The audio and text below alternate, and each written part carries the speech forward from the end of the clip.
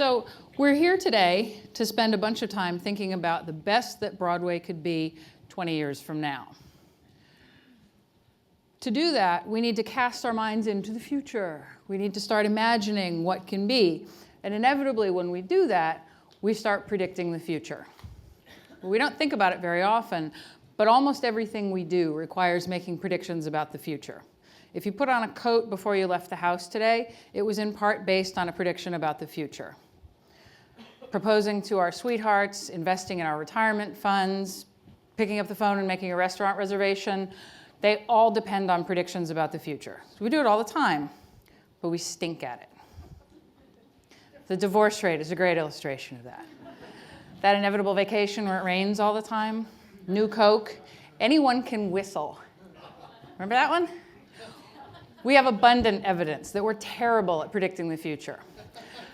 So I wanted to think for a few minutes about why that is. What is it that we're doing? When we try to predict the future, we're doing one of two things. We're either predicting future events, or we're predicting how we'll feel about those events when they happen. And of the two, the second is actually the more difficult. We misunderstand ourselves in some really interesting ways. I'm, by the way, not an expert at this. I spent last weekend reading a lot of academic research in journals and articles and things. And they see things like, we have incorrect intuitive theories about the determinants of happiness. Anybody? Simple. We don't know what we want. Surveys of single women always come back saying that most single women think they'll be happier married. But surveys of married women asking them how they feel now, over and over again, they're not as happy as the single women say they are. Different conditions influence our predictions and our actual lived experience. A great example of this is that family vacation. When you're planning on taking the kids to a Disney park, what's in your mind is a picture of happy children going on rides in sunshine. When you get there, the conditions that you're experiencing expand to include crowds and heat and cranky children. Impact bias is overestimating how our future emotions will impact us, or how future things will impact us. So we assume that a happy thing that happens in the future will make us happier longer than it actually does. On the flip side, should disaster strike, we assume that we'll be devastated forever, and it's not necessarily true. I think I'm great living proof of this. When my first love dumped me, I thought I would never recover. I have, in fact, gotten over it.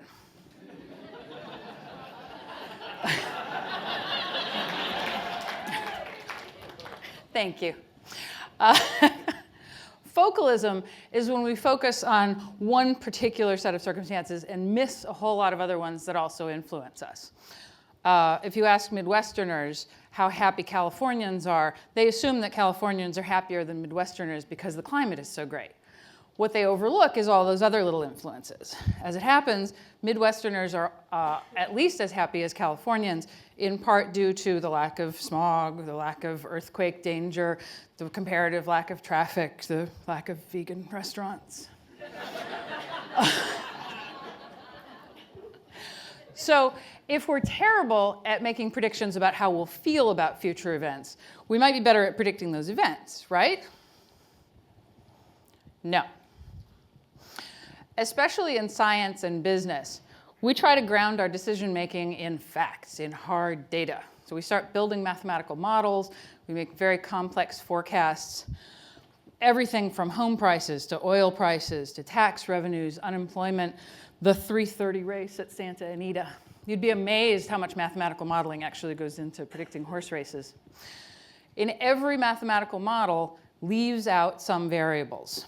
Sometimes because the variables are too complex to put into the model, and sometimes because we just don't know what those variables are. We don't even know that they exist. Our own experience gets in the way of our ability to predict the future. On July 4th, 1776, King George thought nothing important happened. Do we think he missed something? We suffer from other blind spots. In situational bias, We're overly influenced by our own current conditions. Every one of the next few people up here thought that the conditions that prevailed when they were speaking would continue to prevail in the future. It didn't seem unreasonable at the time. Urban pollution was getting worse and worse. I happened to walk past a pickup truck from the 1970s that was idling outside my block a few days ago. And walking by it and smelling what was coming out of it, I'm thinking in the 1970s, the use of gas masks by now would have been urgently important. In 1932, Albert Einstein knew for a fact that the nuclear chain reaction couldn't be controlled. And if the nuclear chain reaction can't be controlled, nuclear energy will never be a practical possibility. This guy was about to become the supreme commander of the Allied forces in World War I, a few years after he made this statement. But at the time, it was perfectly reasonable. In 1911, the first transcontinental US airplane trip took 49 days, and that allows for a number of crashes along the way. And Margaret Thatcher gave a very, very famous television interview in which she confidently stated that not during her lifetime would a woman be elected Prime Minister of Great Britain. She was elected in 1979. She's still alive. So we also have difficulty discerning probability. We don't understand it very well. And that makes it difficult for us to tell the difference between a long-shot prediction and pure chance. The oracle at Delphi prophesied for over 1,000 years, in part taking advantage of this very human weakness. We also assume that change is constant. In fact, it comes in sudden jolts. Telephone technology remained essentially unchanged from 1876 until signals started going digital in the 1970s. That's 100 years. In the time since then, your phones might as well be Star Trek communicators. Alexander Graham Bell wouldn't recognize the instrument you're holding, wouldn't understand the technology that's powering it, and probably wouldn't recognize an awful lot of the functions that you use it for.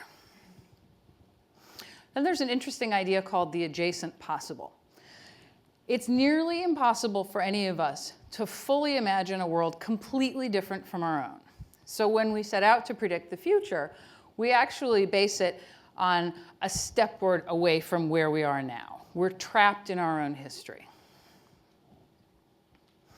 So what does all this have to do with thinking about Broadway 20 years from now? Broadway now is a physical place. It's an industry. It's a dream factory. It's a cultural influence. But I've just spent 10 minutes talking about how bad we are at predicting the future. So I think it's safe to say that 20 years from now, Broadway will be a street in New York. That feels safe. Go a little further out on that limb. 20 years from now, it's very likely that Broadway will be a place that people go to see theater. Beyond that, I'm not willing to go. I'm going to suggest that there are two alternate approaches that may today be more useful than trying to predict the future. One of them is based on this piece of advice from a Danish physicist. Don't predict, adapt.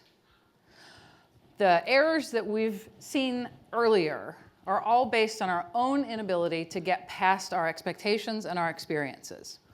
So Dr. Bach's advice is don't try, adapt. Welcome change as it comes. Build flexibility into your thinking and be ready to act creatively to change as it arrives. And I thought that might be a little bit passive for all of you. So the other approach is to make change. Remember, change isn't a smooth set of circumstances, one fading into the other. It arrives in fits and starts. It's a jolt of sudden newness. It's sometimes a flash of genius. You all specialize in that. So I'm going to suggest that the best way, and probably the most satisfying way, for you to predict the future is actually to create it. Create the future and let other people adapt to you. Thank you.